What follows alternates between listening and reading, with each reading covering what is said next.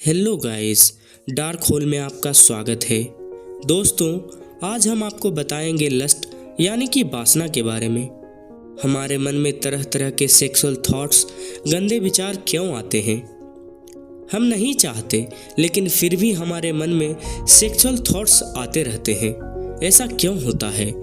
मन तो हमारा सबसे बड़ा दोस्त है और सबसे बड़ा दुश्मन भी है। हमारा मन आखिर भटक क्यों जाता है?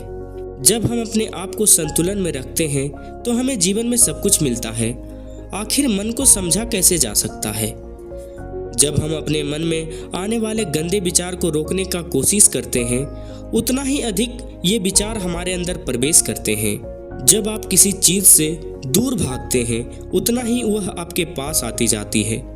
ये नेचर का नियम है। अगर आप किसी चीज से भाग रहे हैं तो प्लीज ऐसा न करें। आप उस चीज से दूर नहीं भागें, उस चीज को समझने का प्रयास करें कि आखिर हम इसका मुकाबला क्यों नहीं कर रहे हैं। आप उस गंदे विचार को रोक सकते हैं अपने मन को कंट्रोल करके।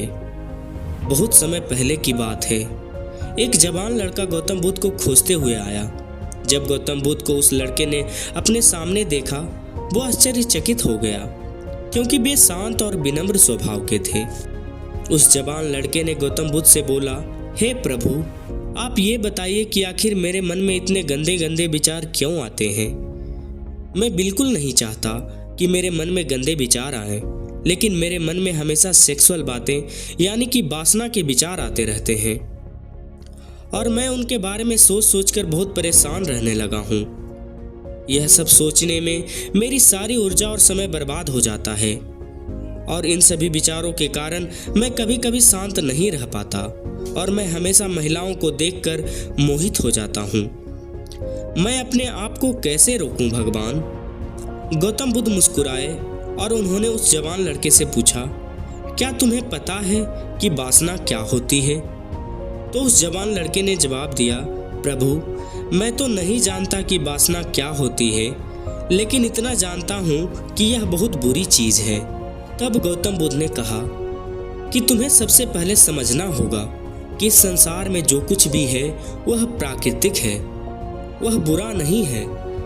उसकी हमारे जीवन में किसी न किसी रूप में जरूरत है। वासना कोई बुरी चीज नहीं है। यह हमारे मन में होने वाली एक भावना है जो हमें किसी न किसी चीज की कमी का एहसास कराती है।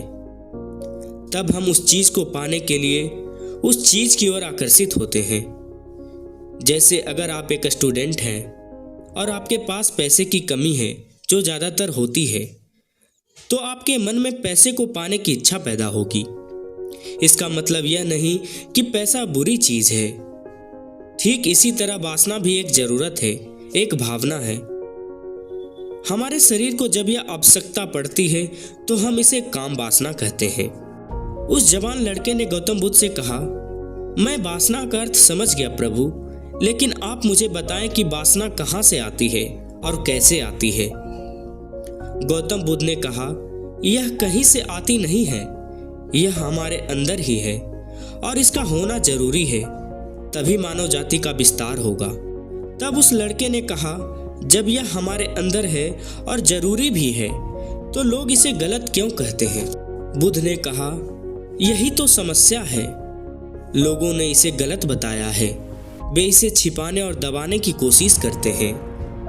वासना गलत नहीं है, लेकिन वासना का गलत तरीके से उपयोग करना गलत है। लोग जो पसंद करते हैं उसके लिए जीना शुरू कर देते हैं और हर वक्त उसी के बारे में सोचते रहते हैं, लेकिन यह सब गलत है। बुद्ध ने उस लड़के से कहा, क्या तुम्हें पता है कि जानवर भी सेक्स करते हैं? लड़के ने जवाब दिया, हाँ। फिर बुद्ध ने कहा, जानवरों में भी वासना होती है, क्योंकि उन्हें भी अपनी पीढ़ी को आगे ले जाना है। फिर भी लोग जानवरों की वासना को गलत क्यों नहीं कहते? मैं नहीं जानता, उस लड़के ने जवाब दिया। गौतम बुद्ध थोड़ा मुस्कुराया और कहा, जानवर अपनी वासना का उपयोग आनंद के लिए नहीं करते, वे केवल अपनी वासना का उपयोग प्रजनन के लिए करते हैं, अपने वंश बढ़ाने के लिए करते हैं। प्रकृति ने जानवरों की इतनी समझ नहीं दी है कि वे वासना को अपनी खुशी का आधार बना सके, जबकि मनुष्य प्रकृति में पाए जाने वाले हर चीज का इस्तेमाल करता है हम इंसानों ने अपनी समझ के आधार पर अपनी खुशी के लिए काम और वासना को अपनी खुशी का साधन बना लिया है, जबकि प्रकृति ने अपने वंश को आगे बढ़ाने के लिए दिया है। लेकिन इंसानों की गंदी सोच ने उसे अंधा बना दिया है। वो वासना को अपने जीवन का अंतिम लक्ष्य मान लिया है। वासना को खुद पे हावी होने देना गलत है। गौतम बुद्ध ने कहा, अब जो मैं बताने जा रहा हूँ उसे ध्यान से सुनो। तुम वासना के पूरे खेल को समझ जाओगे। तुम्हें तुम्हारे सभी सवालों के जवाब मिल जाएंगे। एक दिन की बात है, एक गुरु और उनके कुछ शिष्य एक आश्रम में रहते थे। शिष्य प्रतिदिन भोजन के लिए भिक्षा मांगने आश्रम के बाहर एक छोटे से गांव में जाते थे। उस रास्ते में एक नदी भी थी, जिससे होकर शिष्य भिक्षा मांगने जाते थे। एक दिन उसने एक लड़के को पेड़ के पीछे छुपते हुए देखा। वह लड़के के पास गया और पूछा, तुम इस पेड़ के पीछे छिपकर क्या देख रहे हो? उस लड़के ने कहा, कुछ नहीं, बस मैं इस नदी के बहाव को देख रहा हूँ। बट शिष्यों ने देखा कि कुछ लड़कियां नदियों से पानी भर रही है। उसे ये छुप छुप कर देख रहा है। तब शिष्य ने कहा कि इसमें छुपाने की क्या बात है? तभी उस लड़के ने कहा, क्या तुम मूर्ख हो? तुम उसकी सुंदर बदन को देखो, उसके कोमल शरीर को देखो। बर्तन उठाते समय उसकी पतली कमर जैसे नागिन जैसे लचक रही है।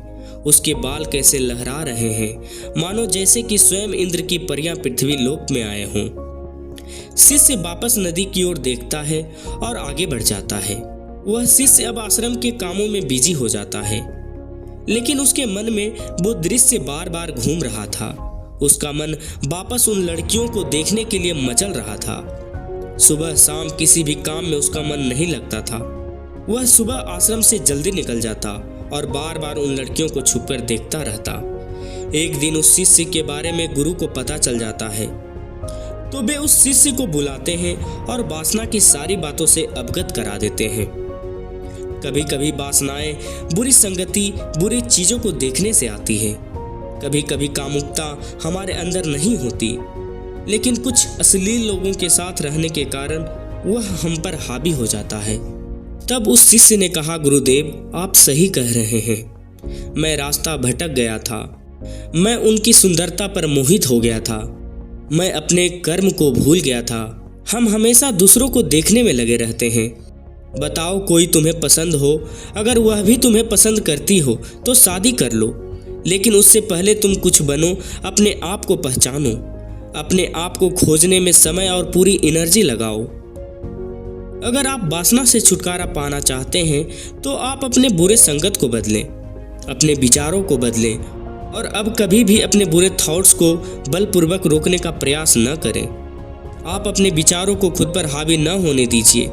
मेडिटेशन कीजिए, ध्यान लगाइए। अब तक आपने जो भी सोचा हो किसी लड़की या महिलाओं के बारे में, अब आज से बुरे थॉट्स पर स्टॉप लगा दीजिए। दोस्तों, ये वीडियो आपको कैसा लगा कमेंट में ज़रूर बताइएगा। अगर ऐसे ही आप कोई टॉपिक पर बात करना चाहते हैं तो कमेंट बॉक्स में मैसेज ज़रूर कीजिए। इस वीडियो को ज़्यादा से ज़्यादा शेयर कीजिए और डार्क होल फैमिली का हिस्सा बनने के लिए चैनल को सब्सक्राइब करना न भूलिए। तब तक के लिए धन्यवाद। मिलते हैं नेक्स्ट वीडियो में और हाँ, कमेंट करना न भूलें।